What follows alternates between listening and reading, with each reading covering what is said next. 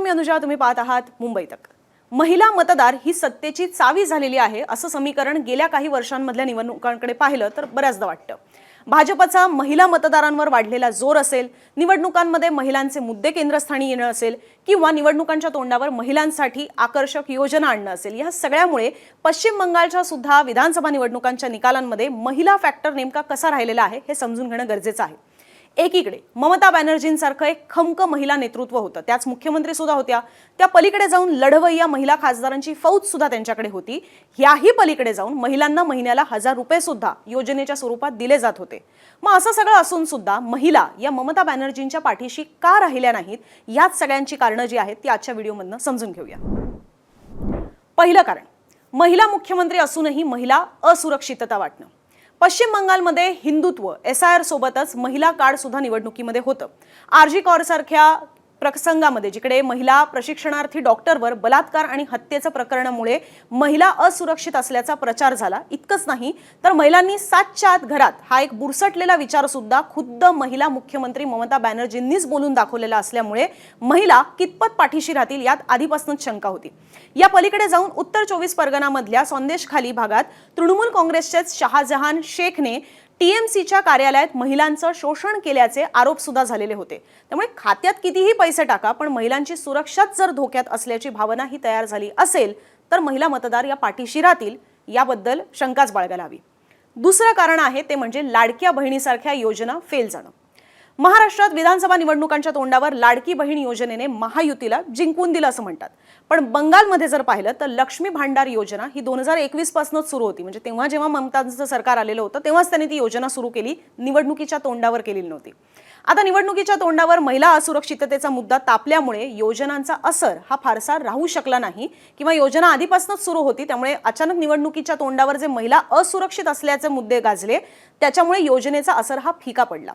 शिवाय तृणमूलला डावलून भाजपला निवडून दिलं तरी सुद्धा दर महिन्याला पैसे खात्यात येणारच आहेत यानेही महिला निश्चिंत असाव्यात, कारण भाजपने सुद्धा अन्नपूर्णा योजनेअंतर्गत महिलांना 3000 रुपये महिन्याला देण्याचं आश्वासन दिलं होतं. जे ममता देत आहेत त्याच्यापेक्षा दुप्पट होतं. त्यामुळे याही सगळ्या गोष्टींचा परिणाम पाहिला तर ममतांच्या योजना ह्या काही या निवडणुकांमध्ये त्यांना फायदेशीर ठरल्या नाहीत.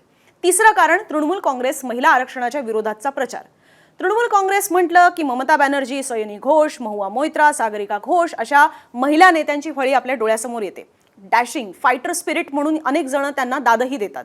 मात्र लोकसभा आणि विधानसभेच्या जागांमध्ये जे महिलांना आरक्षण देण्याचा प्रश्न आला तेव्हा मात्र हीच तृणमूल काँग्रेस विरोधात गेली. हा प्रचार भाजपने अगदी दणक्यात केला. इंडियन एक्सप्रेसने 25 एप्रिलला छापलेल्या वृत्तात सूत्रांनी दिलेल्या माहितीनुसार यावर प्रकाश सुद्धा टाकण्यात आलेला होता की महिला आरक्षण विरोधी तृणमूल असल्याचा प्रचार हा फारसा आपल्याला वरवर जरी दिसत नसला तरी सुद्धा राष्ट्रीय स्वयंसेवक संघाच्या स्वयंसेवकांनी तो अगदी तळागाळापर्यंत मुद्दा पोहोचवलेला होता. चौथं कारण आहे हिंदुत्व. हिंदुत्व ही संकल्पना पाहिली तर ह्यात महिला पुरुष असं काय आपल्याला लिंगभेद करून चालत नाही, ते सर्वसमावेशक सुद्धा पाहिलं जाऊ शकतं. पण बंगालमध्ये हिंदुत्व फॅक्टर आपण विशेषतः महिलांसोबत जोडायला हवा. सी वोटर संस्थेचे संस्थापक यशवंत देशमुख सांगतात की ममता बॅनर्जींकडे हिंदू आणि मुस्लिम ही दोन्हीही मतं होती, पण बंगालमध्ये डावे सोडून ज्या वेळेला भाजप जसजसा मजबूत होत गेला तसं भाजपच्या विरोधातलं राजकारण करताना ममतांची छबी ही मुस्लिम धार्जिणे आहेत याच्यापेक्षा हिंदू विरोधी आहेत अशा पद्धतीने जास्त होत गेली. भाजप हिंदुत्वाचं राजकारण करते म्हटल्यावर ममतांनी मुस्लिम यांची बाजू ही जास्त लावून धरली. एवढंच नाही तर त्यांचे हिजाबमधले फोटो सुद्धा जास्तीत जास्त समोर यायला लागले. मुस्लिम धार्मिक गुरु असतील किंवा त्यांच्या कार्यक्रमांना येणं जाणं हे त्यांचं वाढत गेलं आणि ह्यातच हिंदू विरोधी त्या असल्याचं एक इम्प्रेशन सेट झालं किंवा करण्यात सुद्धा आलं. दुर्गा माला जे लोक आपलं आराध्य दैवत मानतात किंवा ज्यांना पूजतात अशा बंगालच्या महिलांना ममतांची ही छबी रुचली असेल का ह्याबद्दल सुद्धा अर्थात शंकाच आहे. या पलीकडे जाऊन गेल्या काही वर्षांमध्ये निवडणुकांमध्ये जर आपण महिला मतदारांची साथ ही भाजपला कशी आणि NDAला सुद्धा कशा पद्धतीने मिळत गेलेली आहे हे सुद्धा आकडेवारीच्या रूपाने समजून घेऊया. महाराष्ट्राबद्दलच बोलायचं झालं तर महाराष्ट्राच्या निवडणुकांमध्ये नेमकी महिला मतदारांची मतं ही महायुतीला किती पडलेली आहेत याबद्दल असा नेमका आकडा जरी नसला तरी सुद्धा महिला मतदारांचा यावेळेला जे मतदान करण्याचा टक्का होता तो यावेळेला वाढलेला होता.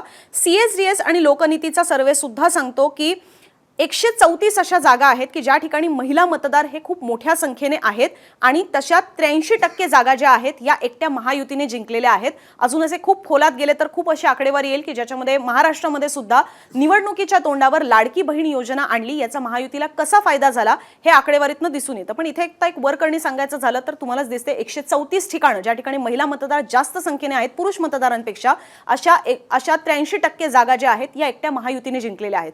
या पलीकडे सुद्धा जर आपण पाहिलं तर हल्ली झालेल्या काही निवडणुका, बिहारचं उदाहरण घ्यायचं झालं तर तिथे सुद्धा महिलांसाठी योजना आणण्यात आलेली होती की तुम्हाला व्यावसायिकदृष्ट्या पुढे जायचं असेल तर 10,000 रुपये तुमच्या खात्यात टाकले जातील.